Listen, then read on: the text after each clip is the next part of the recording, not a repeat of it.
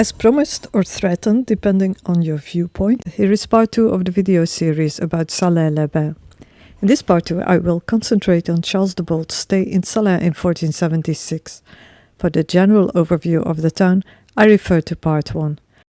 Making part 2 has been a little frustrating by lack of information, so as usual this is for a large part theory, open to change if needed. Anyway, let's start and let's go back in time once again.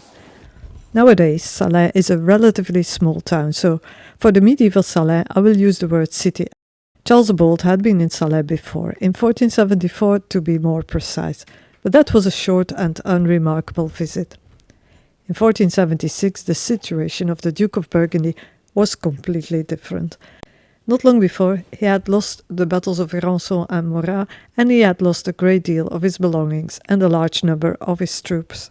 In the months that followed, Charles kept himself busy, gathering soldiers, equipment and funds for his next campaign. On the 2nd of July 1476, he arrived in Salins from Arbois. Given the large company he travelled with and his prestige, it must have been quite an event for the city at that time. It is still unclear to me where precisely Charles stayed. According to one source, he stayed in the castle of Berner, a suburb of Salins on the west side of the Furieuse River. This impressive medieval castle has long since disappeared. There had been a fortification in that spot since the 6th century, and in the 10th century a castle was built there. On old engravings we can see that it was already a ruin in the 17th century. The fortress was intended to protect Salins and its salt industry. Saint Claude was allegedly born there. Charles Diebold and especially Louis XI, the French king, venerated this saint. Later in the 17th century, Vauban, Louis XIV's military engineer and architect, whom we have mentioned before in videos, had the old walls demolished and the fort replaced the old castle. Some remains of that 17th century fort still exist, but they are on a private property, so we didn't visit them.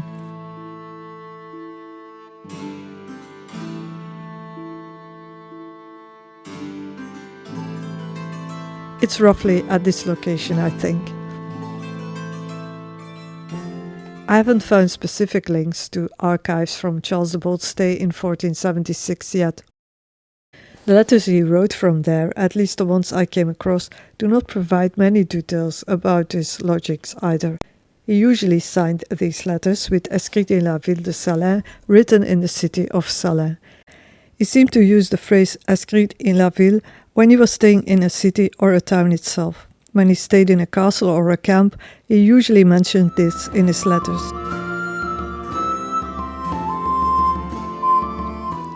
Or, just thinking aloud, perhaps he worked in the city centre during the day and went to the castle in the evening. So, conclusion, this requires further investigation. The ambassador of Milan, Panigarola, was also present in Salins at the time and wrote several interesting reports to his master, Galeazzo Maria Sforza, the Duke of Milan. On the 3rd of July 1476, the ambassador sent a letter from Salins to Sforza. He does not mention exactly where he is staying, just Salins. He writes that the Duke of Burgundy has withdrawn into this fortified city. The Duke has given orders to gather his troops around the city and to bring in artillery and soldiers from Flanders, Picardy and other places, totaling about 10,000 to 12,000 men, as well as 800 lances from Lorraine. He has also ordered 1,000 tents and pavilions. He intends to fight the Swiss for a third time. According to Panigarola, the Duke is busy with preparations day and night. Otherwise he laughs constantly and makes jokes as if he had not recently been defeated twice. He is in a good mood and boasts that he will go on a campaign with 150,000 men. Panigarola also seems to suggest that Charles stayed in the city itself. Could he perhaps have stayed in the Maison Fort of Châtel-Guyon? This belonged to the Arlet family and was located about here.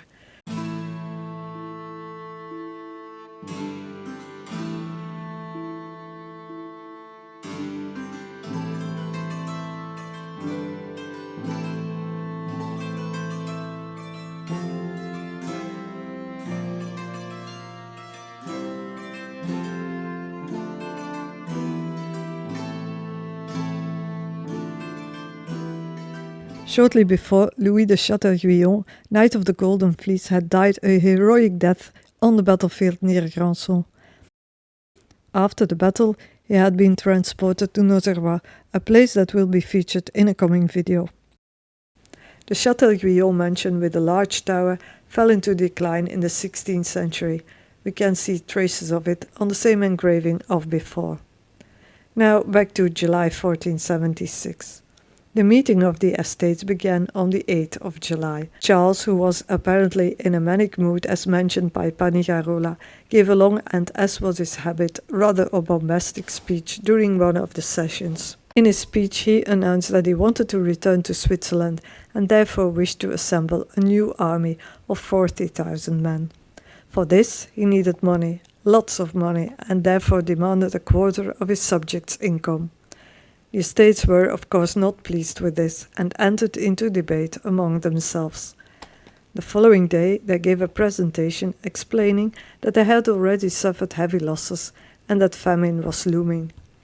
They were willing to make an effort and provide 3,000 men to defend the Franche-comté. They begged the Duke not to put himself in danger and seek peace. Charles was displeased and threatened to go to Flanders, where his subjects were more loyal to him, and to leave the Franche-comté to its fate. But Flanders was also not eager to pour more money into useless and endless wars. The meeting of the states took place in the church of the Cordeliers. This church, and in fact the entire convent, has now disappeared. On the original site along the Furieuse River, there is now a small park named after the monks. As a side note, according to tradition, there was a gallery in the castle of Braco that connected to the Cordelier monastery in the Middle Ages. Sometime before his arrival in Salins, Charles had ordered Olivier de la Marche, captain of his guard, to abduct Yolande of Savoy and her young children. Yolande, Duchess of Savoy until 1472, when her husband died, was the sister of Louis XI, the King of France. She had always been an ally of the Burgundians, so this was quite a mean move by Charles. That said, Yolande had quietly begun to change sides, and Charles suspected that she had concluded a secret treaty with the Swiss. Olivier, who feared for his life, carried out the order reluctantly, but in the hectic abduction, Yolande's eldest surviving son, Philibert, Duke of Savoy, managed to escape. Charles was so furious about this that he initially wanted to execute Olivier, but eventually he calmed down. The description of the events in Olivier's memoirs is somewhat vague, even though it's clear that he is quite opposed to this abduction. It does seem that he first brought Yolande and her children to the Duke, who was in Salins, and there received orders to take her to Rochefort and then to Rouvres. He first brought her to a fortified castle in Salins, Perracon, to be more precise, according to the same sources, and then following the Duke's order, to the castle of Rochefort. This explains the previously puzzling trip Charles made to Rochefort on the 14th in the afternoon. He went there, in fact, to visit Yolande. Rochefort-sur-Nénon is about 40 kilometers from Salins.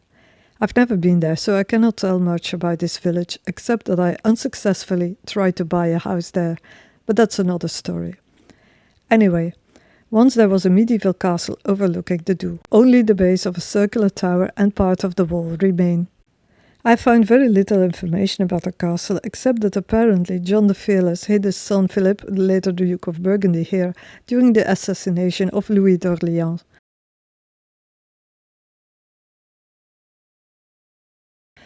Now back to Charles in 1476.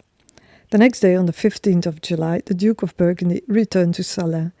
It must have been a strenuous ride. Nearly 40 kilometers one way is relatively far for a day trip for the Duke. There's another curious trip Charles supposedly made that is not immediately explicable. According to one source, the Duke wrote a letter on the 9th of July, ex castris apud flumen Harnufen, from the army camp by the river Harnufen. I have found no clues to where this may have been. It also doesn't seem very logical, as this was during the gathering of the estates of Burgundy.